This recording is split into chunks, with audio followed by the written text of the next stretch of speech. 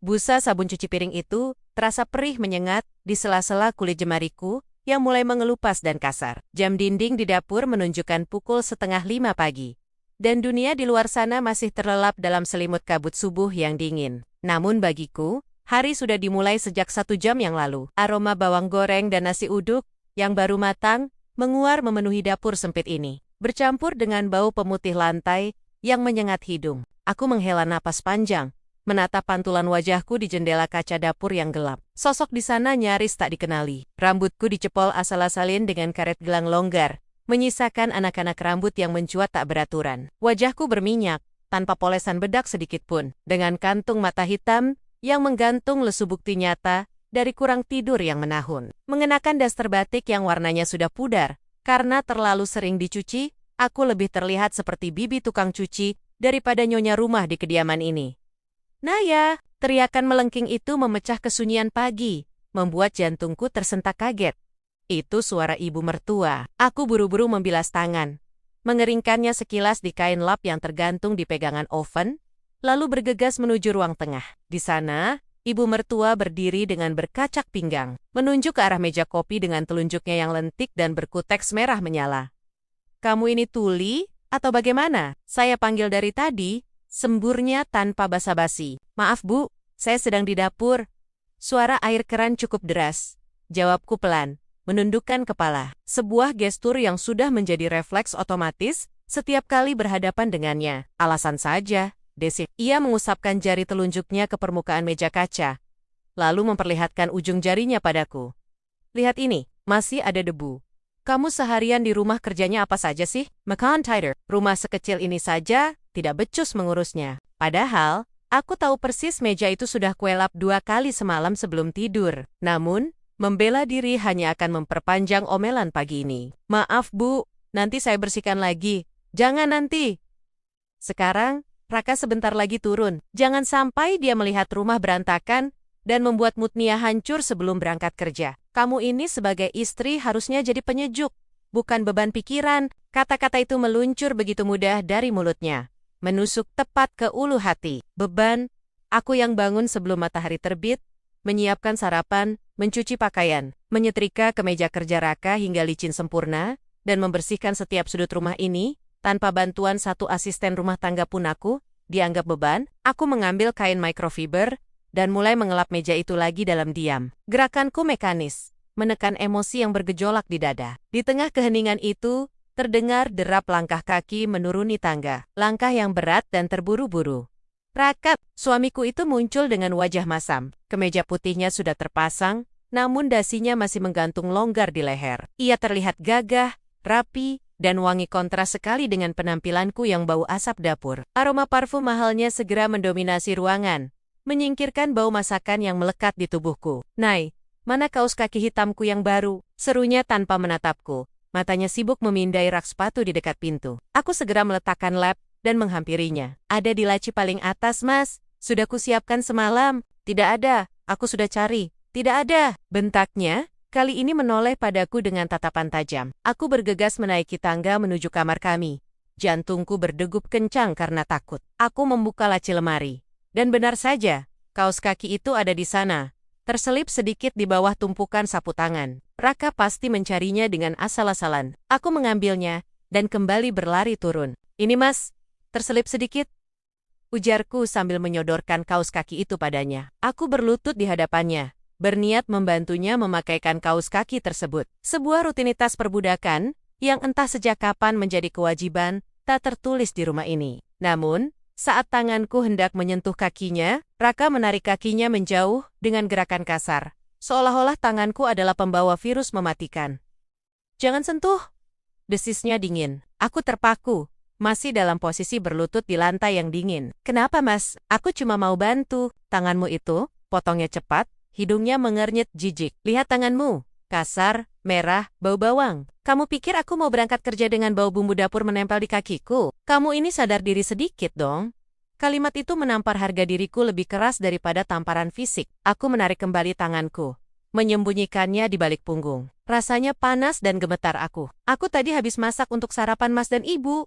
Suaraku bergetar pelan, mencoba mencari sedikit pembenaran atas keadaanku. Raka tertawa kecil, tawa yang kering dan meremehkan. Ia merebut kaos kaki itu dari tanganku dan memakainya sendiri dengan kasar. Masak, itu memang tugasmu. Apa hebatnya? Perempuan lain di luar sana bisa bekerja, berkarier, tapi tetap wangi dan cantik saat suami pulang. Lah kamu, di rumah seharian tapi tampangmu seperti ini.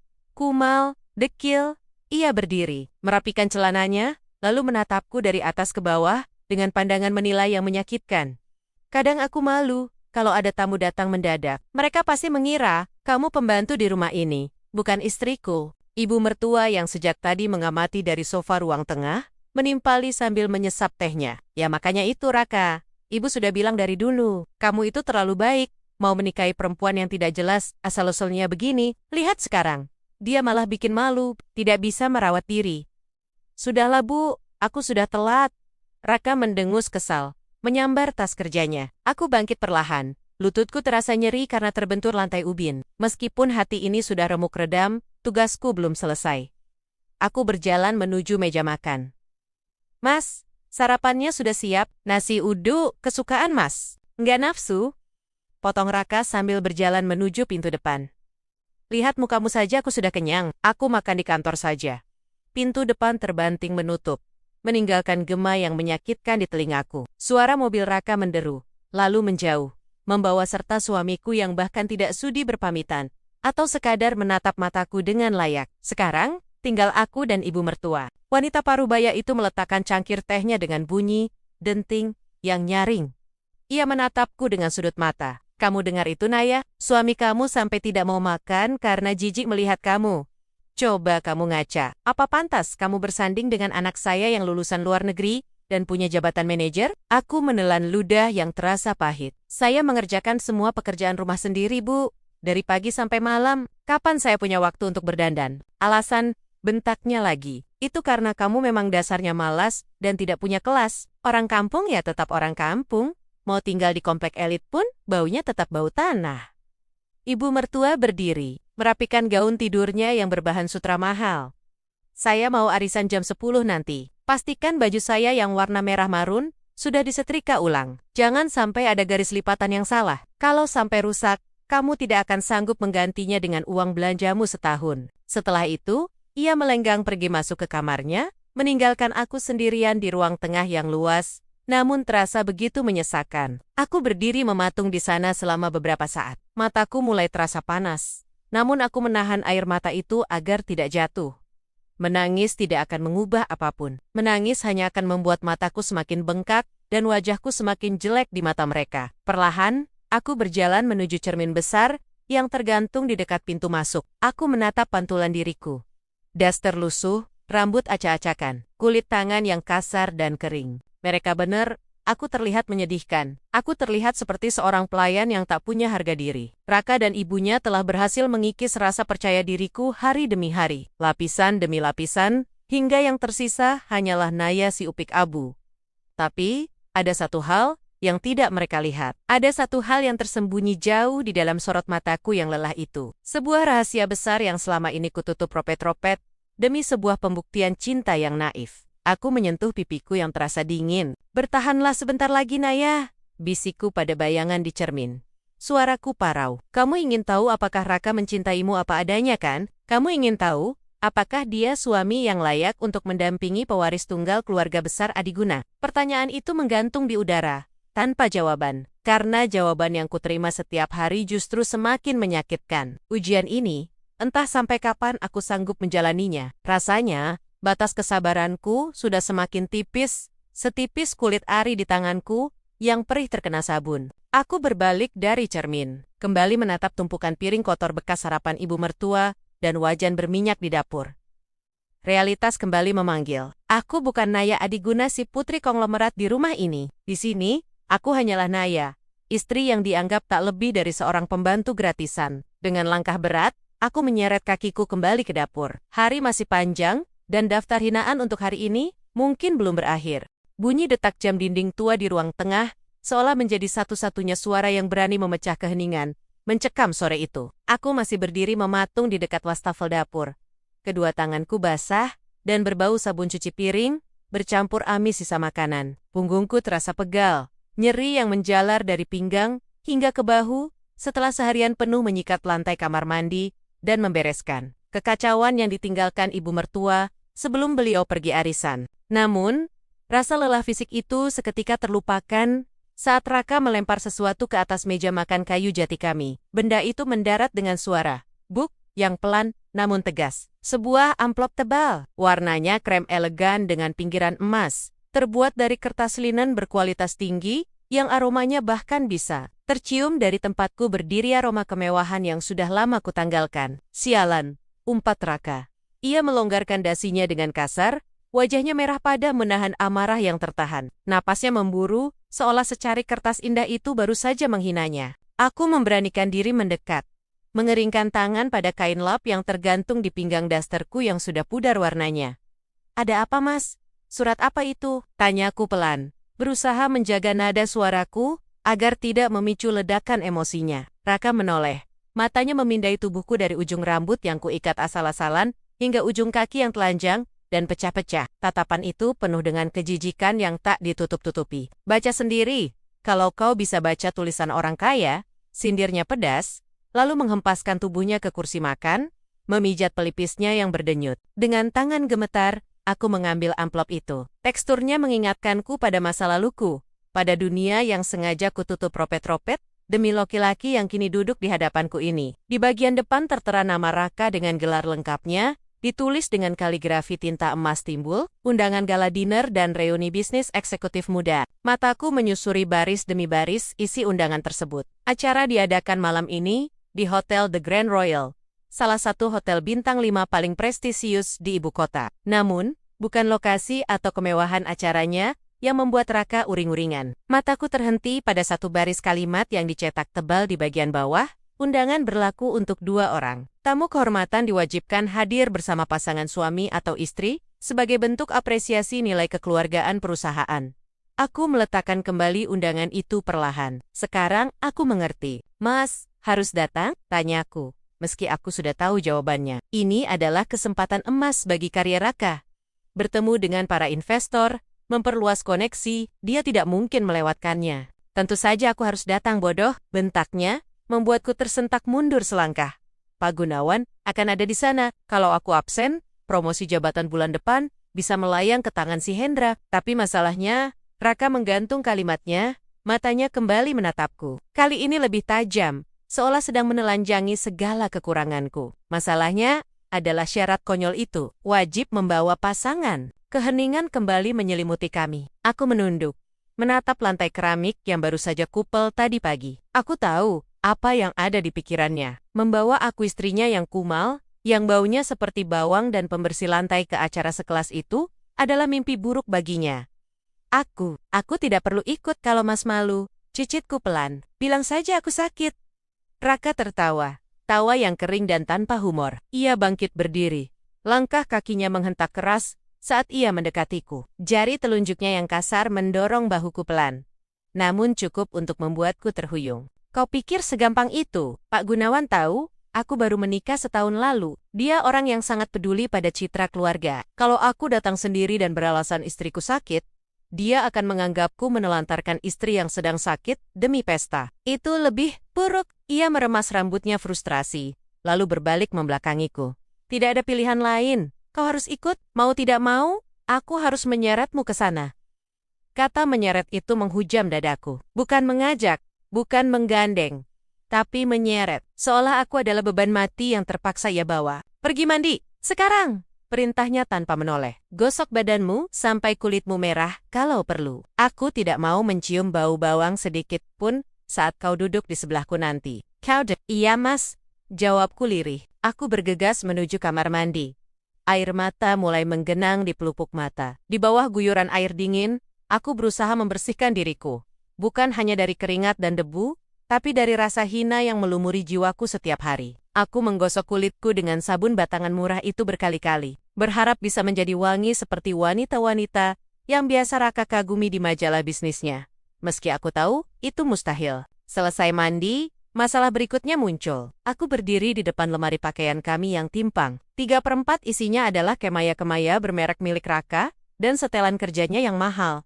Di sudut kecil yang tersisa, tertumpuk baju-bajuku, daster, kaos oblong bekas, dan beberapa kemeja lama yang warnanya sudah pudar. Aku menarik keluar satu satania gaun yang agak layak. Gaun terusan berwarna biru tua polos, peninggalan 5 tahun lalu, yang masih muat di tubuhku yang semakin kurus ini. Bahannya katun biasa, bukan sutra atau satin yang mengkilap. Saat aku sedang mematut diri di cermin yang retak di sudut kamar, pintu terbanting terbuka. Raka masuk. Sudah rapi dengan setelan jas hitam slim fit, yang membuatnya terlihat gagah dan berwibawa topeng sempurnanya untuk dunia luar. Ia berhenti di ambang pintu, matanya membelalak, melihat penampilanku. Hanya itu, desisnya.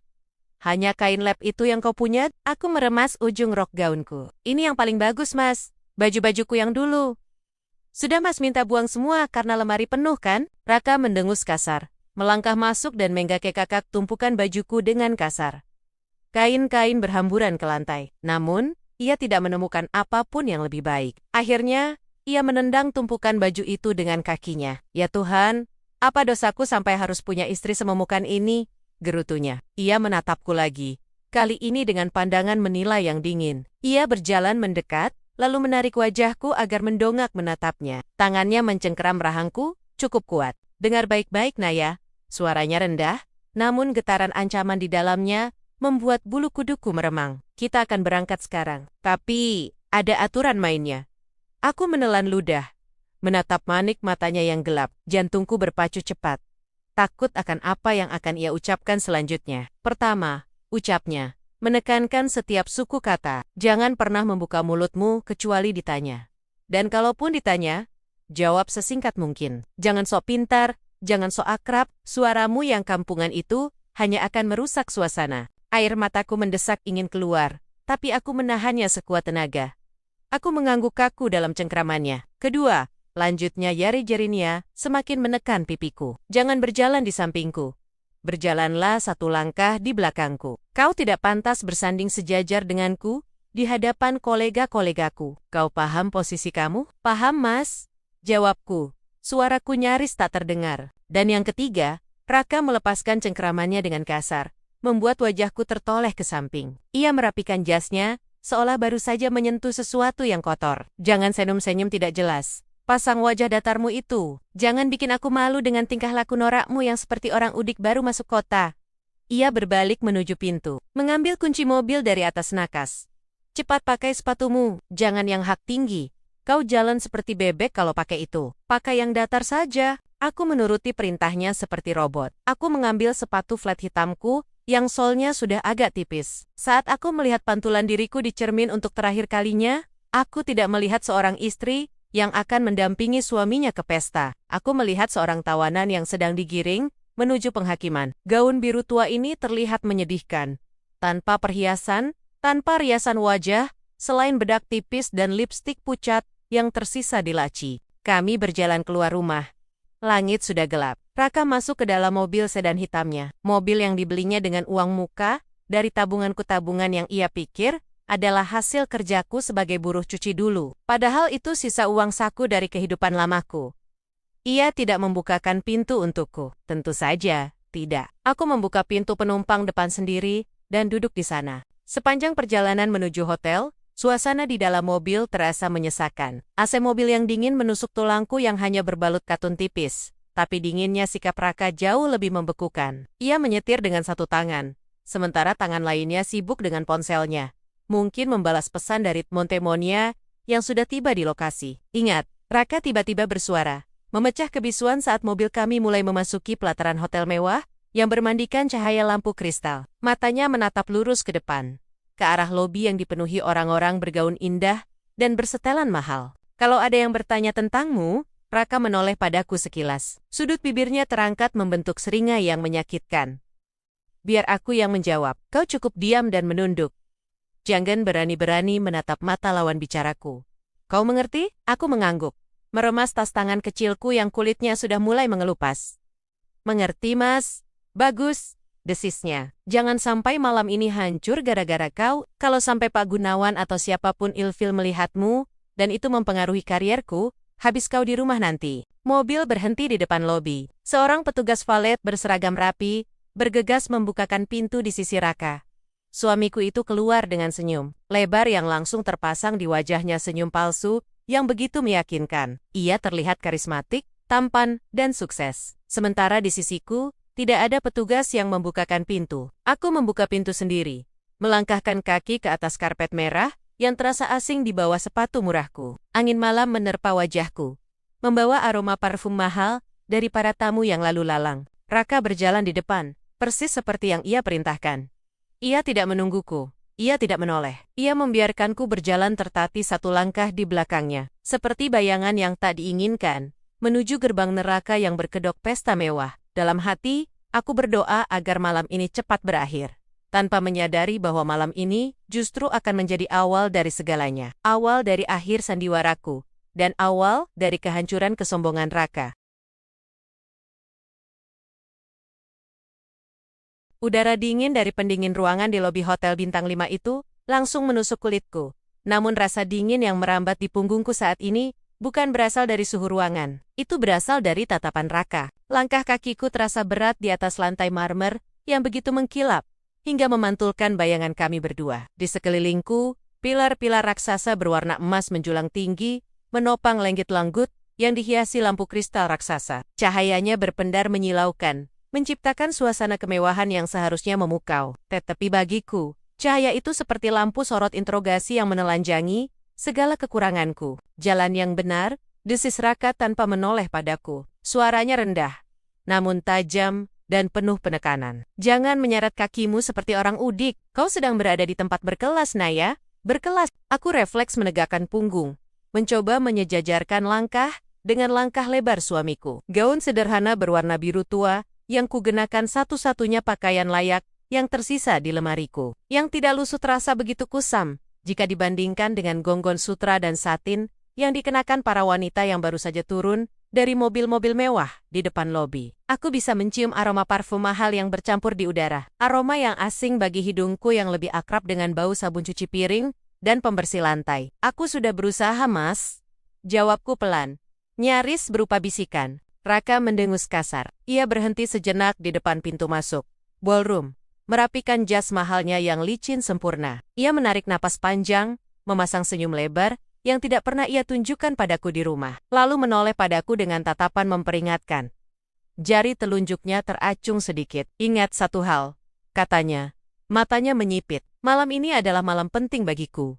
Ada banyak investor, banyak rekan bisnis lama, jangan bicara kecuali ditanya. Dan kalaupun ditanya, jawab sependek mungkin. Jangan memalukan aku dengan wawasanmu yang dangkal itu. Kata-kata itu menghantam ulu hatiku. Tapi aku sudah terlalu kebal untuk menangis. Aku hanya mengangguk patuh. Selama 3 tahun pernikahan kami, aku telah belajar bahwa membantah Raka hanya akan memperpanjang durasi ceramahnya yang menyakitkan. Kami melangkah masuk. Suara denting gelas, tawa renyah yang sopan, dan alunan musik jazz lembut langsung menyambut kami. Ballroom itu sangat luas, dipenuhi oleh orang-orang yang tampak seperti berasal dari dunia yang berbeda. Para pria dengan setelan jas seharga motor baru, dan para wanita dengan perhiasan yang kilaunya bisa menyinari ruangan gelap.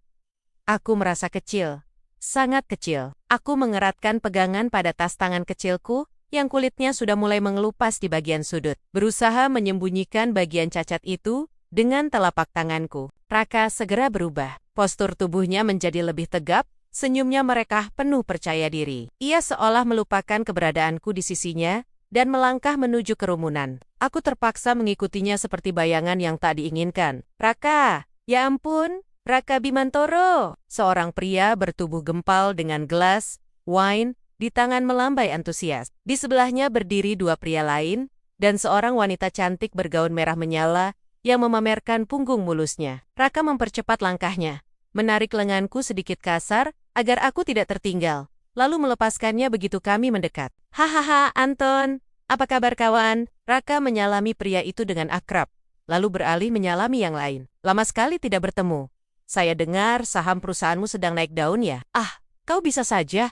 Kau sendiri bagaimana? Kudengar kau sedang mengincar proyek besar dari Salim Group, tanya pria bernama Anton itu, sambil menyesap minumannya. Raka tertawa, suara yang terdengar begitu palsu di telingaku.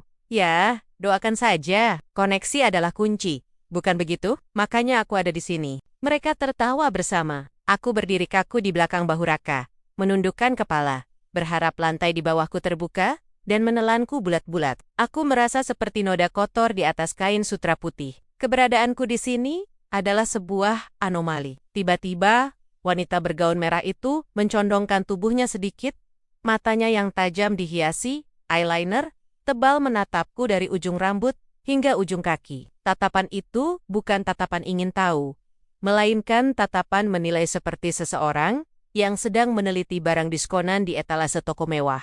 Ngomong-ngomong, Raka, suara wanita itu terdengar manja namun menusuk.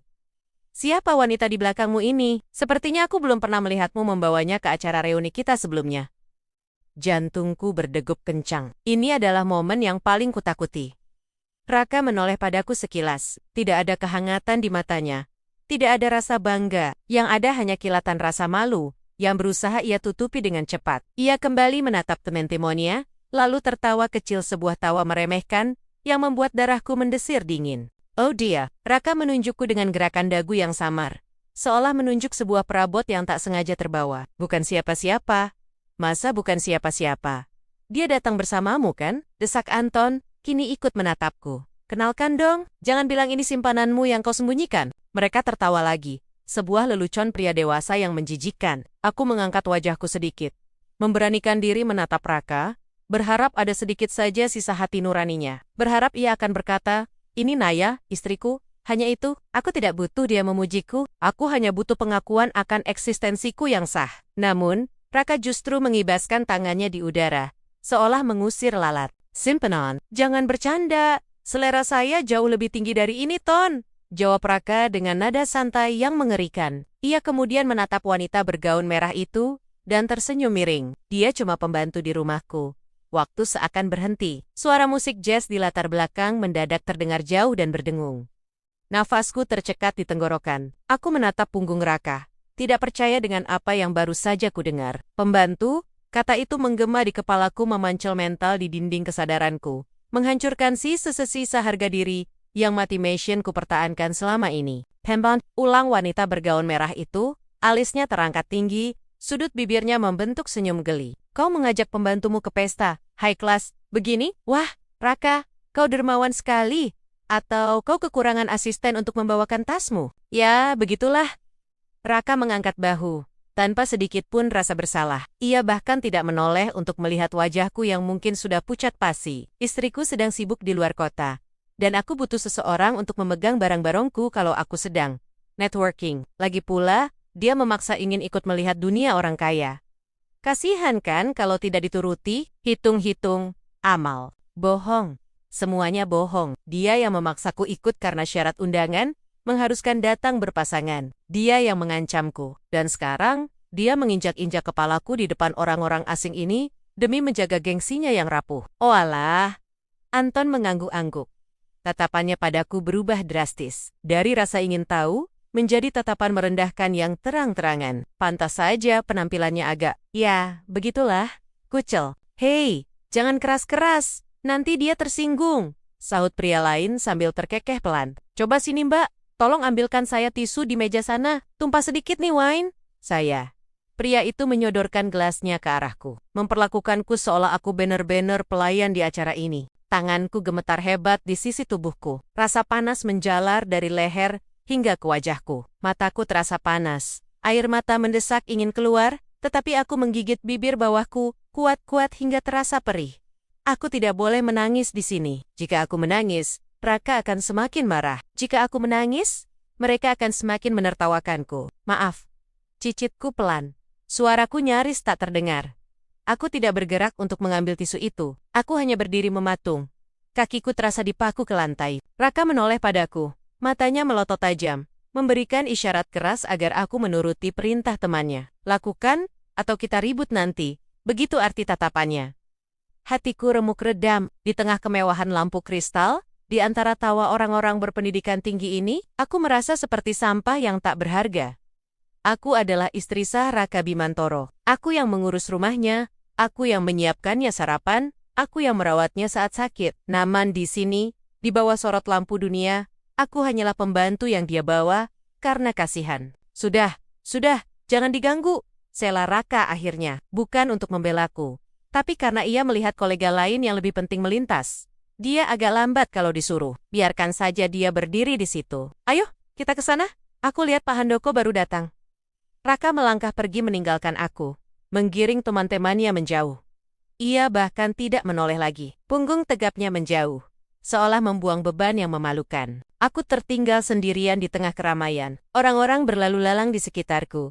Beberapa menabrak bahuku tanpa meminta maaf, seolah aku transparan. Aku menundukkan kepala dalam-dalam, menatap sepatu hak rendahku yang sudah tua. Dalam diam, aku meremas gaun biruku. Rasa sakit ini bukan lagi sekadar sedih. Ini adalah penghinaan yang membakar. Di balik diamku, di balik sikap tundukku, ada sebuah identitas yang berteriak ingin keluar. Mereka tidak tahu siapa aku. Raka tidak tahu siapa aku sebenarnya. Pembantu, batin Raka menyebutku. Aku menarik napas panjang, berusaha menahan gemuruh di dadaku. Air mata yang sempat menggenang, kini mengering, digantikan oleh sesuatu yang lebih dingin dan keras. Aku mengangkat wajahku perlahan, menatap punggung Raka yang sedang tertawa lebar di kejauhan. Nikmatilah tawamu sekarang, Mas. Nikmatilah panggung sandiwara yang kau bangun di atas penghinaan terhadap istrimu sendiri. Karena kau tidak pernah tahu, roda nasib bisa berputar lebih cepat dari denting gelas wine yang kau pegang. Namun untuk saat ini, aku harus menelan pil pahit ini bulat-bulat. Berdiri di sudut ruangan megah ini sebagai pembantu, sementara suamiku berpesta pora dengan kebohongannya. Dunia rasanya berhenti berputar, menyisakan dengungan panjang yang menyakitkan di telingaku. Kata pembantu itu masih menggantung di udara, diucapkan dengan begitu ringan oleh Raka, suami yang telah kuabdi dengan segenap jiwa ragaku selama 2 tahun terakhir. Aku menatap ujung sepatu kusamku, satu-satunya benda yang berani kulihat saat ini. Di sekelilingku, suara denting gelas kristal dan tawa sopan para sosialita terasa seperti sayatan silet di kulit. Mereka berbisik. Mata mereka melirik ke arahku dengan campuran rasa jijik dan kasihan yang merendahkan. Aku bisa merasakan tatapan mereka menelanjangi harga diriku, menilai gaun batisku yang sederhana, dan wajahku yang polos tanpa pulasan, make up, mahal. Raka, kau ini ada-ada saja, ujar salah satu teman bisnis Raka sambil tertawa kecil. Suara baritonnya penuh nada mengejek. Membawa asisten rumah tangga ke gala dinner? Kau benar-benar berjiwa sosial tinggi. Raka tertawa, tawa yang renyah, bangga, dan tanpa penyesalan. Ah, begitulah. Kasihan kalau ditinggal di rumah sendirian, tidak ada yang jaga. Hitung-hitung dia bisa bantu memegang jasku kalau aku kegerahan nanti. Rasanya aku ingin lantai marmer yang dingin ini terbelah dan menelanku bulat-bulat. Tanganku gemetar hebat di sisi tubuh. Kuku-kukuku menancap ke telapak tangan hingga terasa perih, berusaha menahan air mata yang mendesak keluar. Jangan menangis, Naya. Batinku menjerit. Jangan berikan mereka kepuasan itu. Tiba-tiba, atmosfer ruangan berubah drastis. Seperti ada sakelar utama yang dimatikan tawi-tawa di seluruh ballroom, itu surut seketika. Musik orkestra yang mengalun pelan, seolah kehilangan ritmenya. Bisikan-bisikan mengejek tadi, berubah menjadi gumaman penuh kekaguman, dan rasa segan yang kental. Itu Pak Surya. Ya Tuhan, Surya Aditama datang. Saya pikir beliau tidak akan hadir. Nama itu membuat Raka tersentak. Tubuhnya yang tadi santai dan angkuh, mendadak tegang. Ia segera merapikan dasinya dengan gerakan gugup, matanya berbinar penuh ambisi. Raka menyikut lenganku dengan kasar, memaksaku mundur. Mundur, Naya, desisnya tajam, tanpa menoleh padaku. Itu Paman Surya, jangan bikin malu, kau berdiri di belakang pilar itu saja. Jangan sampai terlihat, penampilanmu merusak pemandangan. Aku menurut, menyeret kakiku yang terasa berat menuju bayang-bayang pilar besar di sudut. Mencoba menyembunyikan diriku yang memang tak berharga di mata suamiku. Pintu utama, ballroom, terbuka lebar. Di sana, dikawal oleh 2 orang asisten berpakaian rapi, berdirilah seorang pria parubaya dengan aura yang mendominasi seluruh ruangan. Surya Aditama. Setelan jas, bespoke, berwarna, charcoal, membalut tubuhnya yang masih tegap, dan wajahnya memancarkan kewibawaan yang membuat para pengusaha di ruangan ini menunduk hormat. Ituam Surya. Jantungku berdegup kencang. Bukan karena takut, tapi karena gelombang emosi yang tiba-tiba menghantam dada. Sudah 2 tahun aku tidak melihat wajah itu secara langsung. Wajah yang selalu tersenyum hangat padaku saat ayah masih hidup. Wajah yang kini terlihat lebih tua, namun sorot matanya masih setajam elang. Raka, dengan senyum penjilat yang paling lebar yang pernah kulihat, segera melangkah maju, membelah kerumunan. Ia merentangkan tangannya, siap menyambut sang paman yang ia gadang-gadang sebagai tiket emas menuju kesuksesan yang lebih besar. Paman Surya, seru Raka. Suaranya sengaja dikeraskan agar semua orang mendengar kedekatan mereka. Selamat datang, saya Raka, keponakan paman. Saya sungguh tidak menyangka paman akan meluangkan waktu untuk hadir di sini. Ini sebuah kehormatan besar bagi saya dan rekan-rekan. Raka sudah menjulurkan tangannya, siap untuk jabat tangan yang akan menaikkan status sosialnya malam ini. Namun, tangan itu menggantung di udara, kosong. Paman Surya tidak berhenti. Langkah kakinya yang mantap terus berayun di atas lantai marmer, tap, tap, tap, tap, irama yang mengintimidasi. Ia bahkan tidak melirik Raka sedikitpun. Tatapan matanya lurus ke depan, menyapu ruangan dengan sorot menyelidik, melewati wajah-wajah orang kaya yang tersenyum padanya, melewati Raka yang kini terpaku dengan mulut setengah terbuka dan wajah memerah karena malu. Tatapan itu berhenti tepat di sudut gelap tempatku berdiri. Waktu seakan membeku, mata kami bertemu. Aku melihat alis tebal Paman Surya terangkat. Ada keterkejutan di sana, yang sedetik kemudian berganti dengan kelegaan yang luar biasa dan kemarahan yang membara. Namun, kemarahan itu bukan tertuju padaku. Tanpa mempedulikan Raka yang masih berdiri kaku seperti patung bodoh, dengan tangan terulur, Paman Surya mengubah arah langkahnya.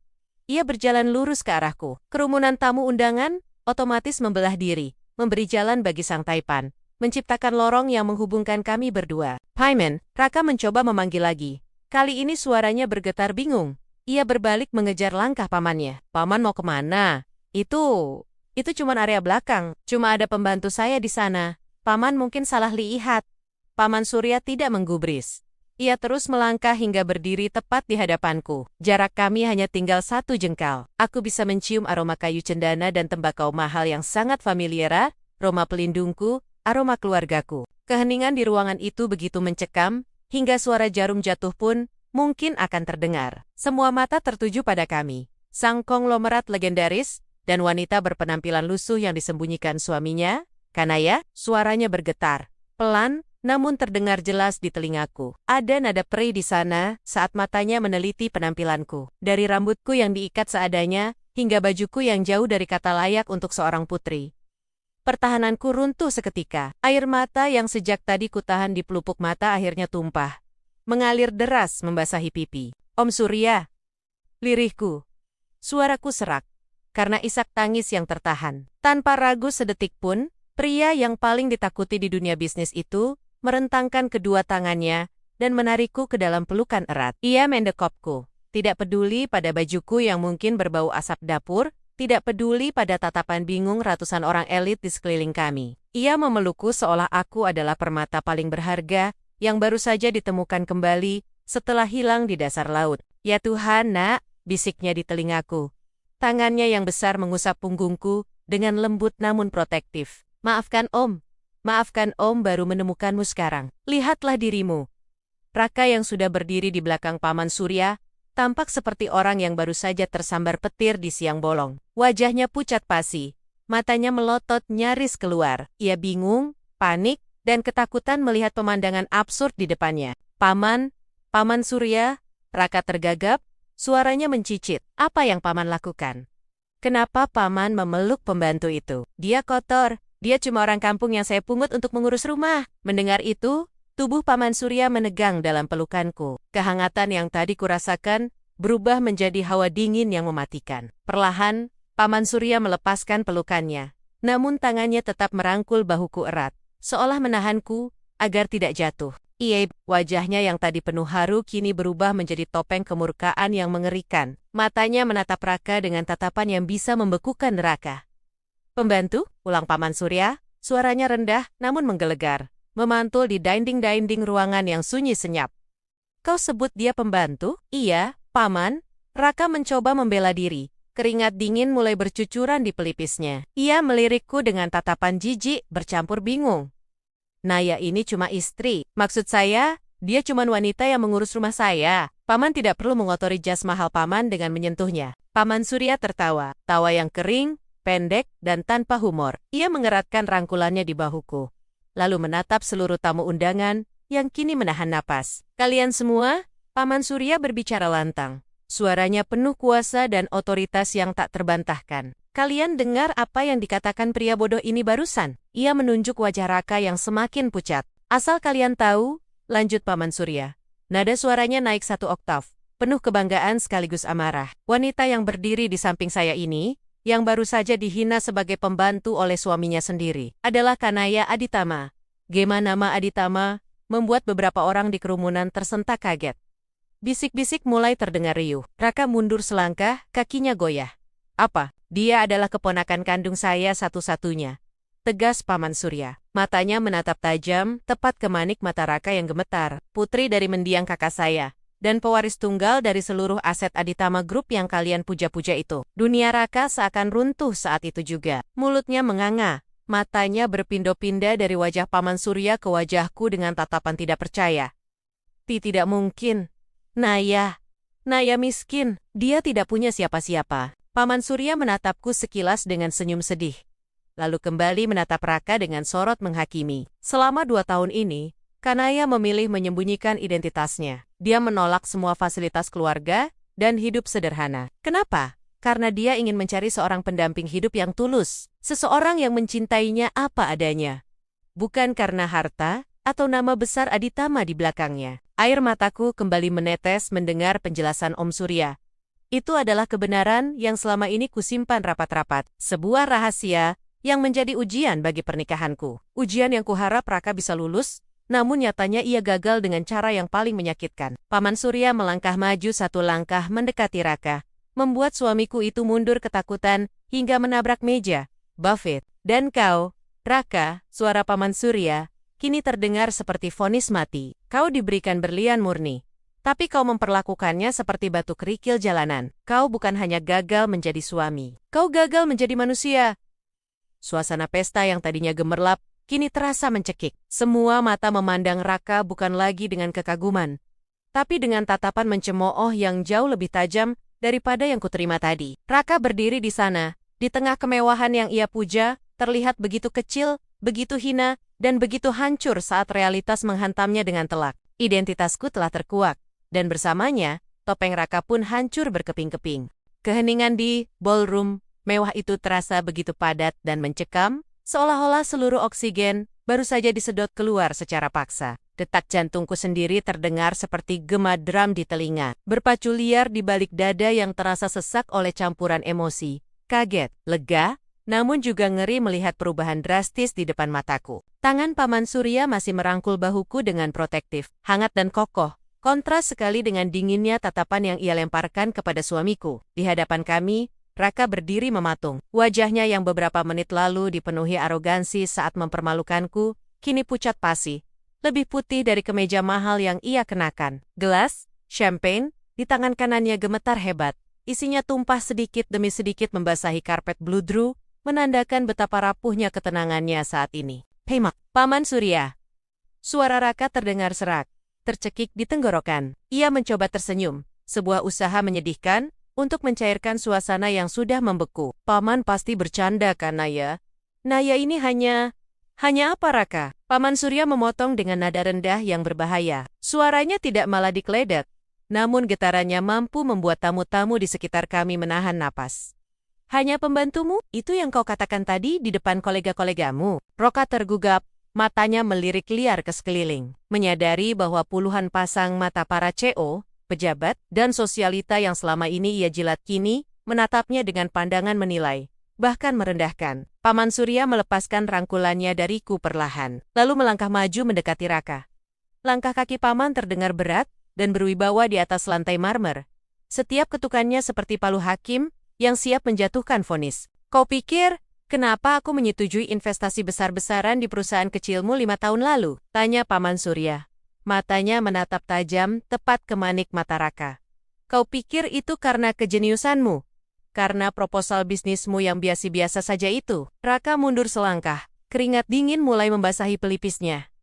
Paman, saya bekerja keras, saya omong kosong. Bentakan Paman Surya akhirnya pecah, menggelegar memenuhi ruangan. Tubuh Raka tersentak hebat, seakan baru saja ditampar secara fisik. Aku memberimu modal, aku memberimu akses ke jaringan bisnisku, aku memberimu fasilitas mewah, itu semua karena Naya. Paman menunjukku tanpa menoleh. Jarinya lurus mengarah pada Raka, yang kini gemetar lututnya. Aku menutup mata pada ketidakmampuanmu, karena aku pikir kau bisa membahagiakan keponakanku. Aku pikir, setidaknya jika kau tidak pintar, kau punya hati yang tulus untuk meratunya. Paman Surya tertawa pendek, tawa yang kering dan tanpa humor. Ternyata, aku salah besar. Aku memelihara ular, tidak. Bahkan ular lebih bermartabat. Kau hanyalah parasit yang merasa dirinya tuan rumah. Aku melihat jakun Raka bergerak naik turun, menelan ludah dengan susah payah. Rasa takut yang murni kini terpancar dari matanya. Ia sadar, fondasi hidup mewahnya sedang digerogoti hingga ke akar-akarnya dalam hitungan detik. Paman, tolong dengarkan saya dulu. Raka mulai merengek. Nada suaranya meninggi karena panik. Ia maju selangkah, mencoba meraih tangan Paman Surya.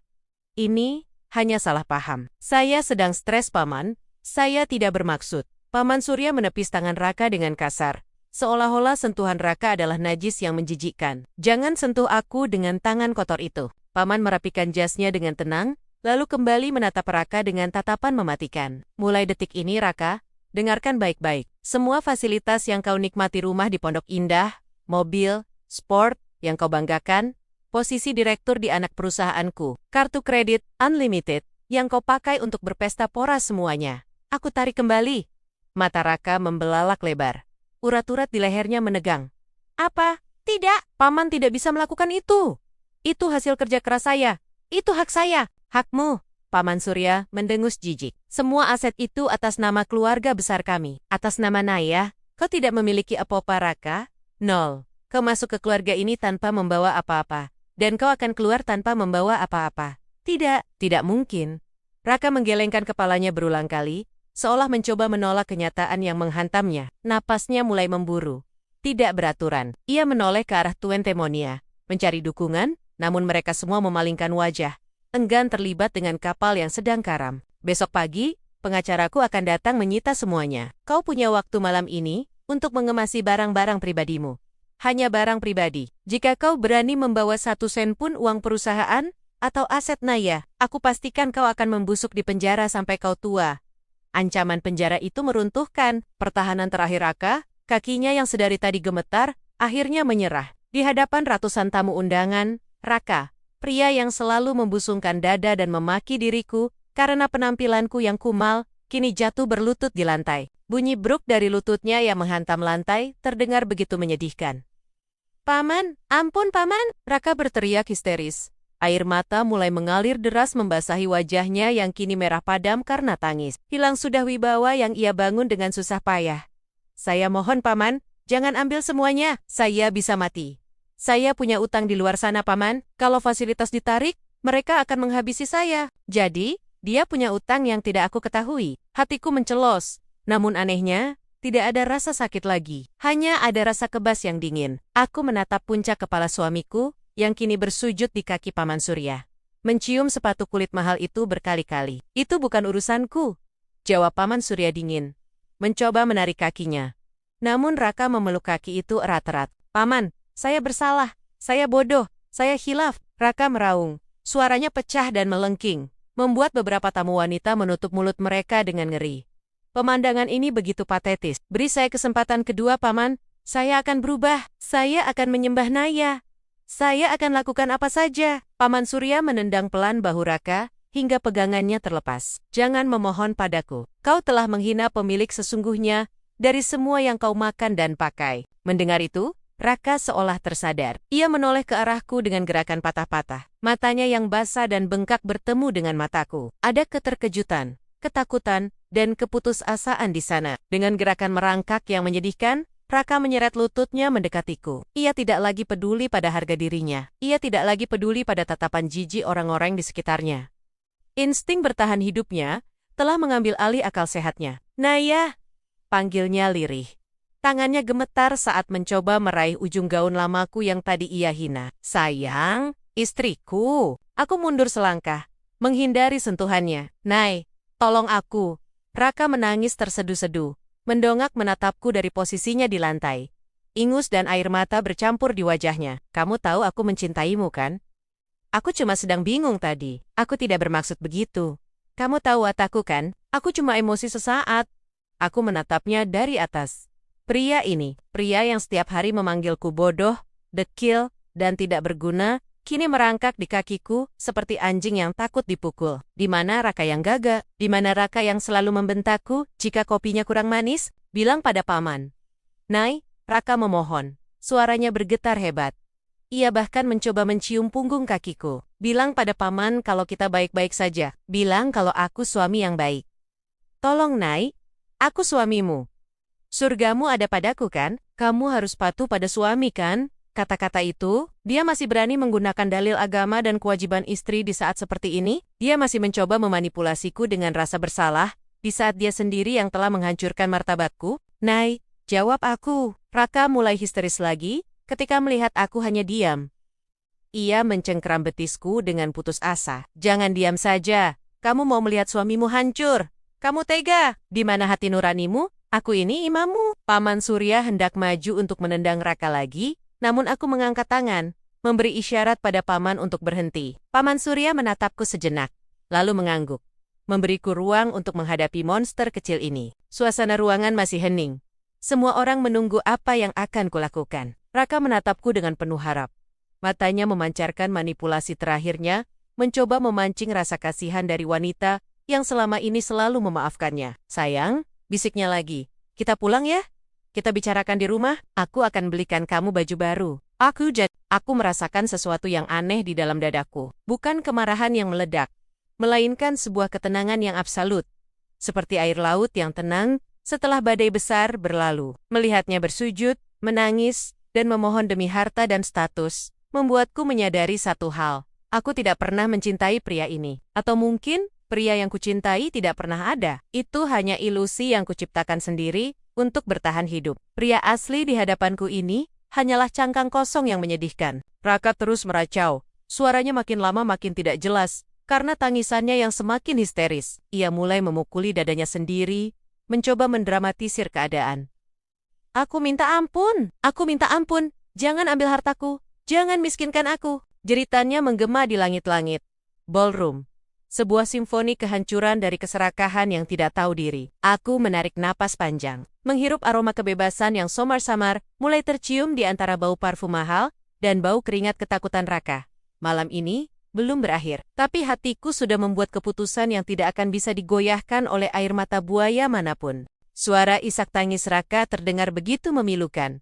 Menggema di antara pilar-pilar marmer ballroom hotel yang megah. Namun, anehnya, suara itu tidak menyentuh hatiku sama sekali. Rasanya seperti mendengar suara radio yang statis, bising, tetapi tak bermakna. Aku menunduk, menatap laki-laki yang selama 3 tahun ini aku sebut sebagai suami. Kini bersimpuh di kakiku. Mencengkeram ujung gaun sederhanaku dengan tangan yang gemetar. Wajahnya yang biasanya angkuh, yang selalu menatapku dengan sorot merendahkan, setiap kali aku menyuguhkan kopi atau membersihkan lantai, kini basah oleh air mata dan keringat dingin. Lantai marmer yang dingin, seolah merambatkan kebekuan itu hingga ke tulang sumsumku. Di sekeliling kami, ratusan pasang mata menatap dalam keheningan yang mencekam. Tidak ada lagi bisik-bisik mencemooh tentang penampilanku yang kumal. Tidak ada lagi tawa tertahan saat Raka memperkenalkanku sebagai pembantu. Yang ada hanyalah ketegangan yang pekat. Seolah udara di ruangan ini tersedot habis oleh drama yang sedang berlangsung. "Nei, sayang, tolong." Raka mendongak. Suaranya parau dan pecah.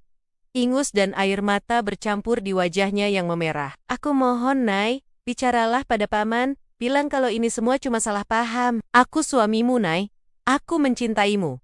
Kata cinta yang keluar dari mulutnya terasa seperti cuka yang disiramkan ke luka terbuka. Perih, namun menyadarkan. Paman Surya berdiri di sampingku, tegak laksana benteng batu karang. Ia tidak mengatakan apa-apa lagi, menyerahkan panggung ini sepenuhnya kepadaku.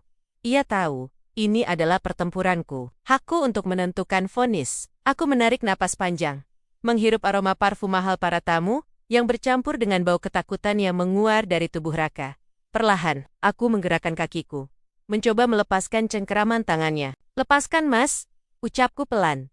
Suaraku tidak bergetar, datar, dingin, dan asing bahkan di telingaku sendiri. "Tidak, aku nggak mau." Raka semakin mengeratkan pegangannya.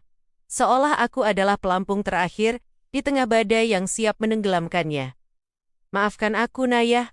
Aku hilaf. Aku janji akan berubah. Aku akan perlakukan kamu selayaknya ratu. Kita bisa mulai lagi dari awal ya. Dengan uang warisanmu. Maksudku, dengan statusmu yang sebenarnya, kita bisa jadi pasangan paling hebat. Aku tidak akan pernah menyuruhmu kerja lagi.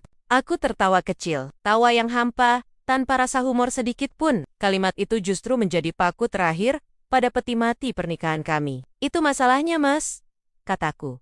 Kali ini lebih keras, membuat beberapa tamu yang berdiri di dekat kami tersentak. Aku menatap lurus ke dalam matanya yang panik. Kamu baru mau memperlakukanku sebagai manusia setelah kamu tahu siapa aku. Kamu baru mau menghormatiku setelah tahu ada nama besar di belakangku. Aku membungkuk sedikit, menatap wajahnya dari jarak dekat. Di mana rasa hormat itu saat aku demam tinggi tapi kamu tetap menyuruhku menyetrika kemejamu? Di mana rasa cinta itu saat kamu membuang masakan yang sudah kusiapkan seharian hanya karena kurang asin? Di mana suamiku saat tadi? Di depan semua orang ini, tanganku menyapu ruangan luas itu. Kamu menyebut istrimu sendiri sebagai pembantu? Raka Tehjiam bibirnya gemetar tanpa suara. Wajahnya pucat pasi seperti mayat. Aku bisa memaafkan kemiskinan kita, Mas. Aku bisa memaafkan lelahnya mengurus rumah tanpa bantuan. Aku bahkan bisa memaafkan sikap ibumu yang selalu menghinaku. Suaraku mulai meninggi.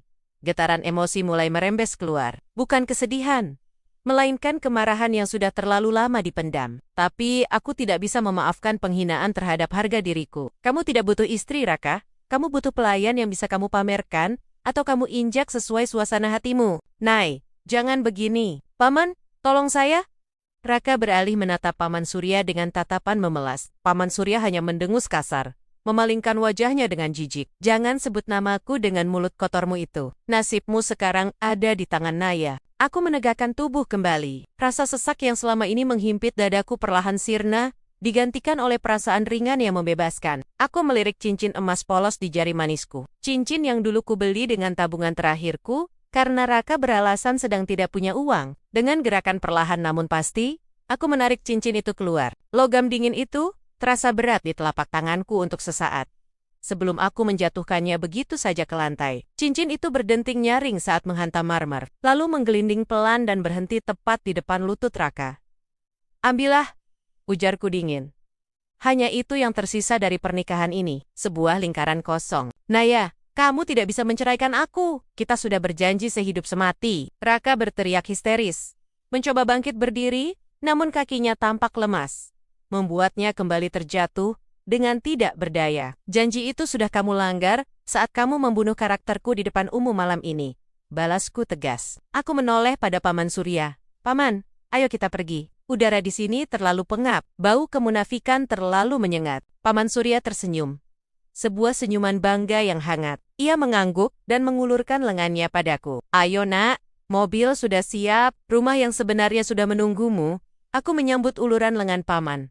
Tanpa menoleh lagi pada Raka, yang kini merongrong memanggil. Namaku seperti orang gila, aku melangkah pergi. Setiap ketukan langkah kakiku di lantai ballroom, terasa seperti detak jam yang menandai awal hidup baruku. Para tamu undangan, mereka yang tadi tertawa, kini membelah jalan memberiku ruang. Tatapan mereka bukan lagi tatapan merendahkan, melainkan campuran antara rasa takut, hormat, dan kekaguman.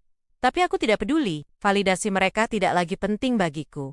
Aku bukan Naya si pembantu. Aku bukan Naya si istri yang teraniaya. Aku berjalan melewati pintu kaca raksasa hotel, membiarkan angin malam menerpa wajahku. Udara di luar terasa begitu segar.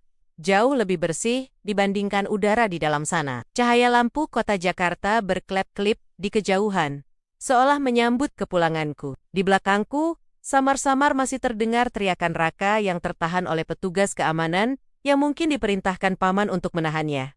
Naya, jangan tinggalkan aku. Aku hancur tanpamu. Naya, aku berhenti sejenak di anak tangga lobi hotel. Bukan untuk berbalik, melainkan untuk meresapi detik ini. Ada rasa sakit, tentu saja. 3 tahun bukan waktu yang singkat untuk dihapus begitu saja. Namun, rasa sakit itu adalah rasa sakit operasi sakit yang diperlukan untuk membuang penyakit dari dalam tubuh agar bisa sembuh total. Kau tidak hancur tanpaku, Raka. Bisikku pada angin malam, menjawab teriakan yang tak lagi kudengar jelas. Kau hancur karena kesombonganmu sendiri. Dengan kepala tegak dan punggung lurus, aku masuk ke dalam mobil limusin hitam, yang pintunya telah dibukakan oleh sopir Paman Surya. Pintu tertutup dengan suara gedebum, yang lembut namun final, memisahkan aku sepenuhnya dari masa lalu yang kelam. Saat mobil mulai melaju membelah jalanan ibu kota, aku melihat pantulan wajahku di kaca jendela. Tidak ada lagi wanita kumal dengan mata sayu. Yang ada adalah wanita yang baru saja memenangkan kembali hidupnya. Air mata menetes satu kali di pipiku. Bukan air mata kesedihan, melainkan air mata pelepasan. Malam ini, drama itu berakhir. Dan Ishak Paji, saat matahari terbit, ia akan menyinari Naya yang baru. Naya yang tidak akan pernah lagi membiarkan siapapun merendahkan martabatnya.